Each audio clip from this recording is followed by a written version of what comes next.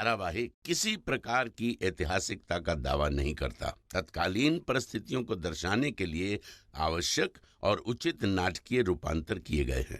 ऐतिहासिक रूप से जोधाबाई के स्थान पर हरकाबाई, हीर कुंवर जैसे नाम इतिहास में प्रचलित हैं। ये धारावाहिक किसी भी सामाजिक परंपरा और पारिवारिक संबंधों का ऐतिहासिक दावा नहीं करता है।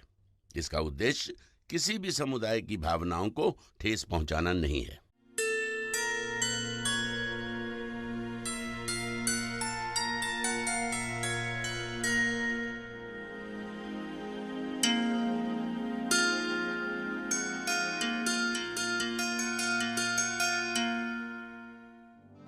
प्रणाम मम्मी जान। ज्यादा इंतजार तो नहीं करवाया हमने तुम्हें?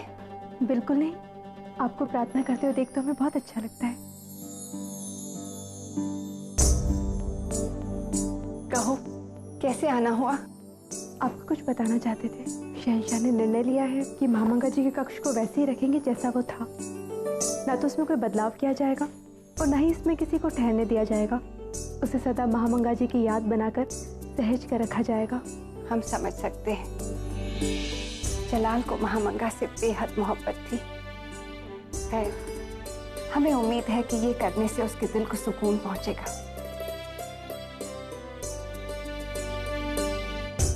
आदाब मलिका आजम। आदाब जोधा बेगम। जोधा बेगम, आपके लफ्ज ने तो कमाल कर दिया। खुदा ने आपकी सुन ली। आपके एक झूठ को सच बना दिया अल्लाह ने। आप क्या कहना चाह रहे हैं कि मसहब, हम समझ नहीं पा रहे हैं। जावेदा बेगम की तबीयत खराब थी। हमने जांच किया तो पता चला सच में वो माँ बनने वाली है। या खुदा, तो कितना कारसाज है। ये तो बहुत अच्छी खबर है। माहम और आदम खान के जाने के बाद जावेदा टूट सी गई थी। अब उसे जीने के लिए नई उम्मीद मिल गई है। जी अम्मी जान, महामंगा जी भी सदा यही चाहती थी कि उनका पोता हो और उनके बेटे आदम खान का वंश आगे चले। काश ये खबर सुनने के लिए माहम जिंदा होती। अल्लाह उनकी रूह को सुकून बख्शे।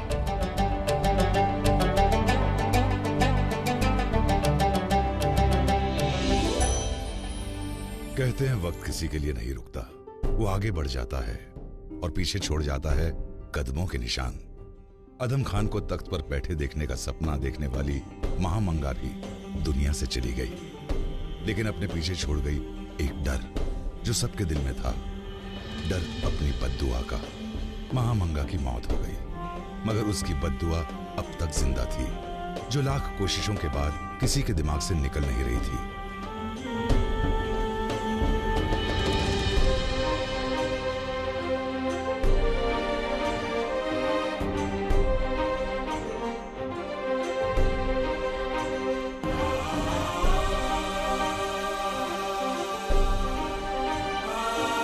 4 महीने गुजर गए और इन 4 महीनों में जोधा की देखभाल करते करते रुकैया बेगम उसकी सबसे अच्छी दोस्त बन चुकी थी। एक दिन में कभी इतना वक्त रुकैया ने खुद अपने साथ नहीं बिताया था जितना वो जोधा के साथ बिता रही थी। जोधा की संतान के पैदा होने का दिन करीब होता जा रहा था और हर बीते दिन के साथ रुकैया ज्यादा सावधानी बरतती जा रही थी। जोधा के हर कदम पर उसकी नजर रहती थी और हर काम पर उसका अंकुश। आज रुकैया जोधा को एक पहुंची हुई हकीमा के पास ले जा रही थी जो आगरा शहर से दूर रहा करती थी। जोधा बेगम, आप आराम से तो बैठी है ना? हम तो बिल्कुल ठीक हैं, परंतु आप ही हमारी समस्या का कारण बनी हुई हैं। हम? और नहीं तो क्या, आप कब से हम पर दृष्टि रखे हुए हैं रुकैया बेगम। आप कितना ख्याल रख रही हैं हमारा। किसने कहा आपसे कि हम आपका ख्याल रख रहे हैं? हम तो हमारे आने वाले बच्चे का ख्याल रख रहे हैं। परंतु आपको इतना कष्ट उठाने की आवश्यकता नहीं थी रुकैया बेगम। हमें कोई तकलीफ नहीं है और आपको भी तकलीफ ना हो, इसीलिए हम हकीमा सायरा बेगा साहिबा के यहाँ जा रहे हैं। शहंशाह तो इजाजत ही नहीं दे रहे थे हमें।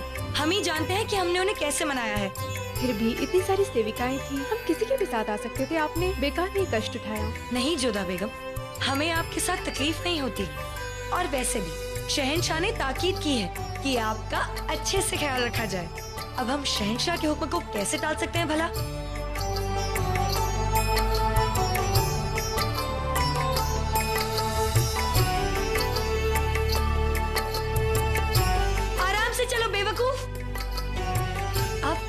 ठीक है ना? ठीक है। आपको कुछ चाहिए जोधा बेगम?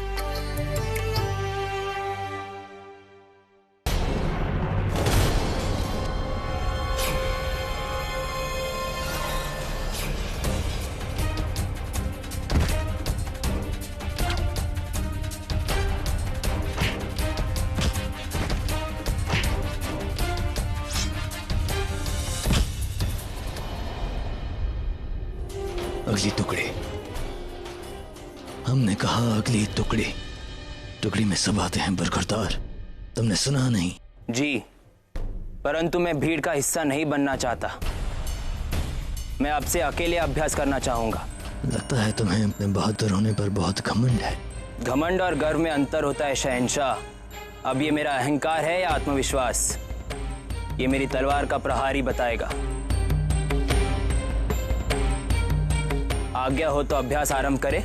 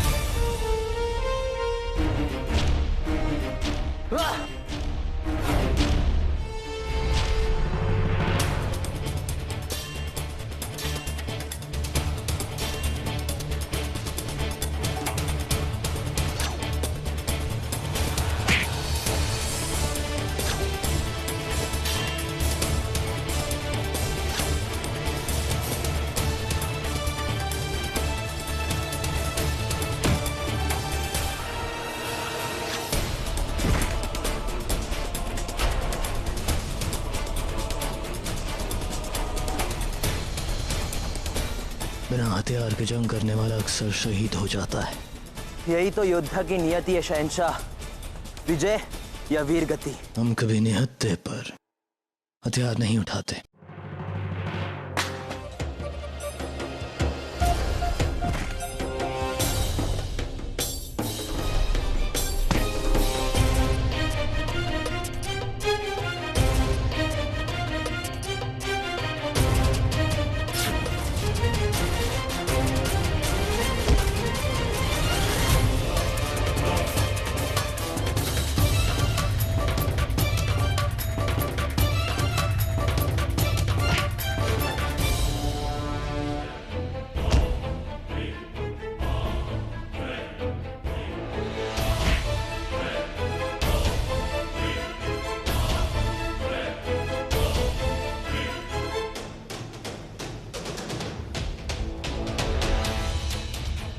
तुम्हारे हुनर और तुम्हारे जज्बे से हम खुश हैं।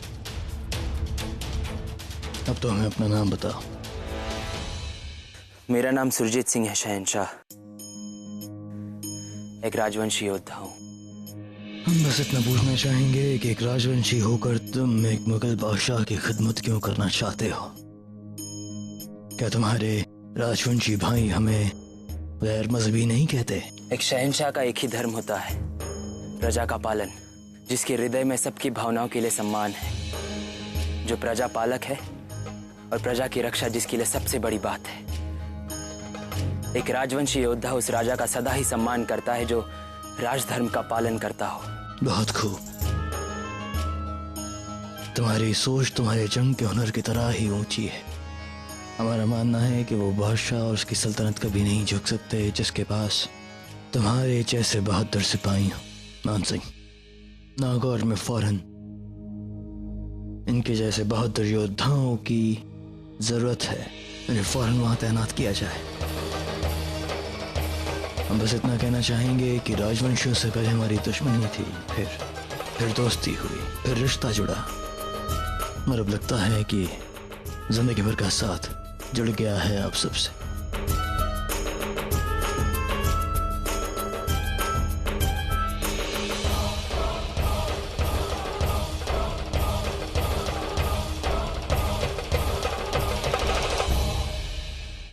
शहंशाह, इस समय हमारे वित्तीय वर्ष की समाप्ति का है। हर बार हम नए वर्ष का वित्तीय ढांचा तैयार करते हैं। चीजों के मूल्य निर्धारित करते हैं, नए कर लगाते हैं। ऐसे में व्यापारी वर्ग जनता से फायदा उठाने का प्रयास करता है। चांदी व्यापारियों की होती है और हानि जनता की। इस मर्ज की कोई दवा है आपके पास? शहंशाह स्वयं भी भेद बदल कर देख चुके हैं। किसान से व्यापारी और व्यापारी से प्रजा तक पहुंचते पहुंचते वस्तुओं का मूल्य 10 गुना तक बढ़ जाता है। याद है हमें। हम बस जानना चाहेंगे कि अब भी ये सब हो कैसे रहा है। शहंशाह ये पूरी एक श्रृंखला है। यदि श्रृंखला को पहचान कर तोड़ दिया जाए तो नियंत्रण सीधा राज्य के हाथ में आ जाए, जिससे कि शाही खजाने और प्रजा दोनों को फायदा हो। हम इस श्रृंखला को पहचानने की कोशिश कर रहे हैं, परंतु हमें जल्द से जल्द इसके बारे में कुछ करना होगा, क्योंकि जनता की शिकायतें बढ़ती जा रही हैं। क्या किसी पर शक है आपको तोड़बल साहब? अंदाजा है शहंशाह, परंतु सबूत नहीं।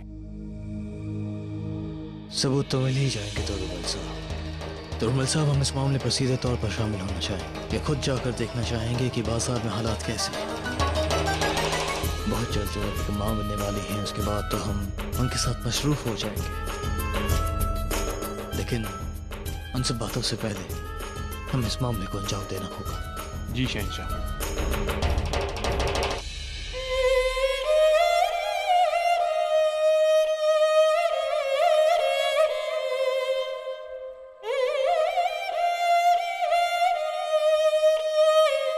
प्रणाम मासा। प्रणाम। मासा बहुत चिंतित लग रही हैं।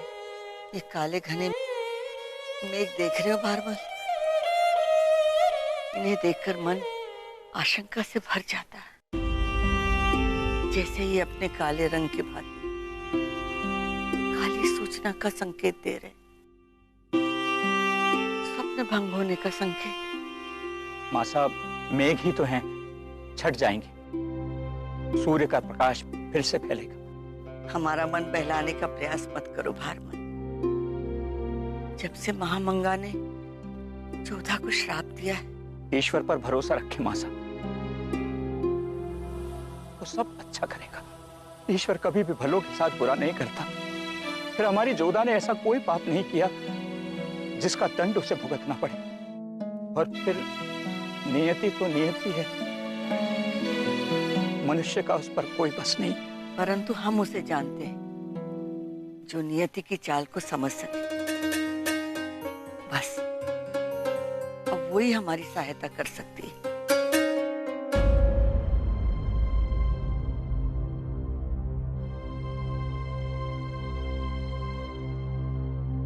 हकीमा साहिबा, सब खैरियत है ना? हकीमा साहिबा बताइए ना, कोई फिक्र की बात तो नहीं है ना?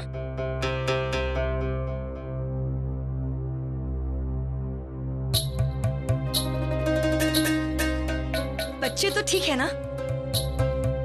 बाकी सब ठीक है, लेकिन बहुत ज्यादा सोचना आपके लिए ठीक नहीं है। हम भी इनसे यही कहते रहते हैं, लेकिन ये हमारी बात सुनती ही नहीं है। हमसे अधिक चिंता तो आप करती हैं रुकैया बेगम। हकीमा साहिबा, आप इनको भी कोई औषधि दे दीजिए ताकि ये इतनी चिंता ना किया करे। हकीमा साहिबा, बच्चे कैसे हैं? माशाअल्लाह, बहुत सेहतमंद है। जोधा बेगम, अब आपका 8वां महीना चल रहा है। खुराक, पानी, दवा, इन चीजों की इस समय बहुत जरूरत है आपको, लेकिन उससे भी ज्यादा जरूरत है आपका दिली सुकून। आपको जो अच्छा लगे, जिसमें आपको खुशी मिले, बस आप वही करिए। और मैं अभी आपको एक औषधि बना के देती हूँ। इसे आप रोज दूध में 1 बूंद डाल के इन्हें रोज पिलाइए।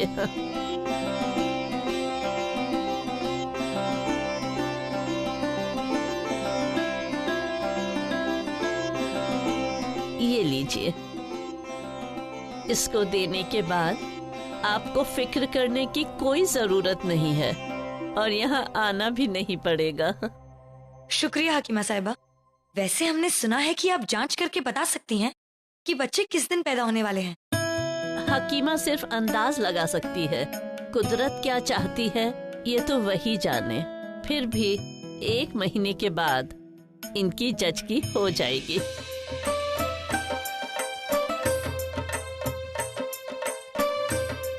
शुक्रिया हकीमा साहिबा। अब हमें इजाजत दीजिए, हमें इनकी खैरियत की खबर शहंशाह तक पहुंचानी है। लेकिन तय दाम से 3 गुना ज्यादा दाम क्यों ले रहे हैं आप? अरे बाजार है, कोई खैरात नहीं। माल वो जो तुम्हें चाहिए, भाव जो मुझे चाहिए। हम समझे नहीं। लगते तो समझदार हो भाई, ये बाजार है। बाजार की सौदेबाजी में दुकानदार और खरीदार ही नहीं और भी लोग शामिल होते हैं, वो भी अपना हिस्सा कमाते हैं। अब हम भी कुछ कमाने खाने को बैठे हैं ना यहाँ। लेकिन हमें तो यहाँ तुम्हारे अलावा और कोई दिखाई नहीं दे रहा है।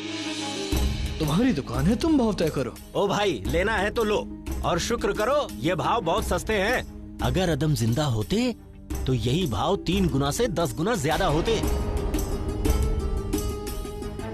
क्या उसने बहुत परेशान किया था आपको? हाँ, वो जो दुकान देख रहे हो ना, उस दुकान के मालिक ने आदम के हिसाब से काम करने से इनकार कर दिया था। आदम खान ने उसकी बेटी उठवा ली, कई रातों तक वापस नहीं आई। दुकानदार ने मिन्नतें की, भीख मांगी और बदले में जो चाहे देने का वादा किया। तब कहीं जाकर उसकी बेटी कुछ रात बाद वापस आई, लेकिन पता नहीं उसने उसके साथ ऐसा क्या किया, उसकी जुबान से आज भी एक लफ्ज नहीं निकलता। खुदा का शुक्र मनाया उसकी मौत पर हम सब लोगों ने।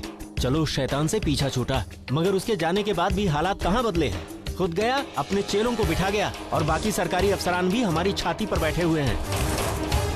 मुश्किल हो गया है धंधा करना, बिना उनका हिस्सा दिए हमें एक दाना भी नहीं। चलो चलो, जो भी खरीदना है जल्दी खरीदो। क्या चाहिए? 5 सेर चावल और 2.5 सेर गेहूं दे दो।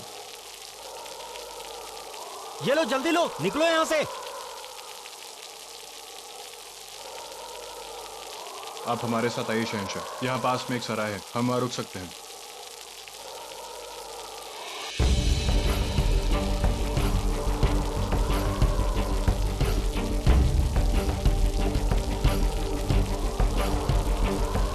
इतनी भयंकर वर्षा हो रही है, इसे भी अभी होना था। आप घबराइए मत जोधा बेगम, हम कुछ ही देर में महल पहुंच जाएंगे।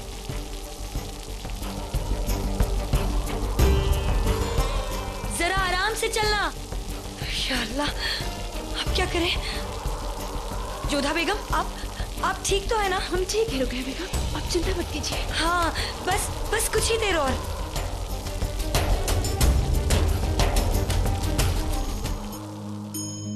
तूफान बहुत बड़ा है तोड़मल साहब। जी शहंशाह, हमें भी ऐसा ही लगता है। मगर हमें जोधा बेगम और रुकैया बेगम की फिक्र हो रही है। हम नहीं जानते कि वो सही सलामत महल वापस पहुंची हैं या नहीं। आप चिंता मत कीजिए शहंशाह, उनके साथ हमारे सबसे काबिल सिपाही हैं और वैसे भी वो आगरा से ज्यादा दूर नहीं गए हैं। लेकिन फिर भी मर जाऊंगा मैं,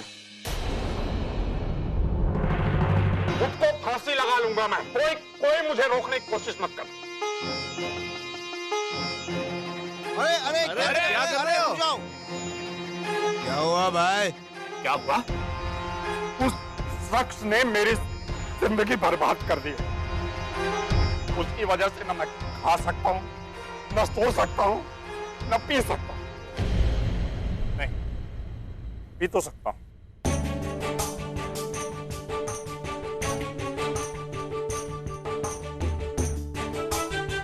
मारूंगा मैं, फांसी लगा के मर जाऊंगा।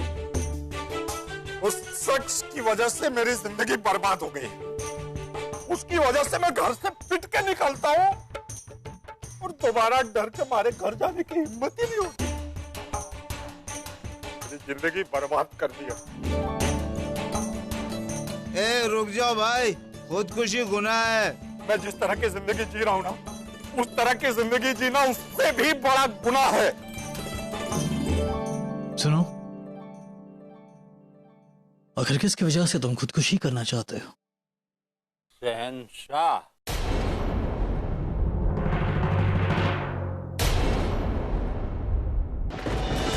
ओम श्रीम ह्रीम ह्रीम काली माताए नमः।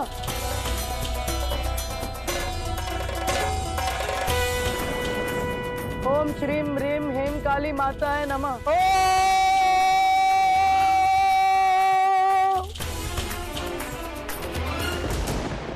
स्वागत है राजमाता।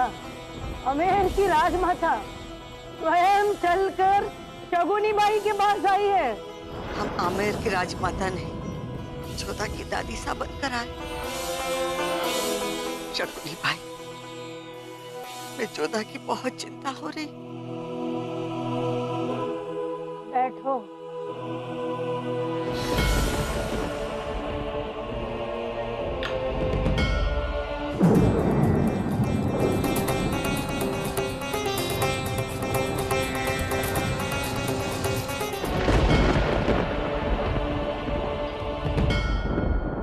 महामंगा का श्राप मिलने के बाद ये चिंता स्वाभाविक है। आप ये सब कैसे जानती? नियति की चाल सितारे पहले ही बता देते हैं। हमें तो ये पहले से ही जानकारी थी कि आप हमें मिलने आने वाली है। यदि आप सब कुछ जानती तो ये भी जानती होंगी कि जोधा पर कैसा श्राप से इस दुर्भाग्य से निकालने के लिए कोई तो मार्ग दिखाई है। महामंगा के श्राप से बचने का कोई मार्ग नहीं है, कोई दौड़ नहीं है। जोधा कैसे संभाल पाएगी अपने आप को?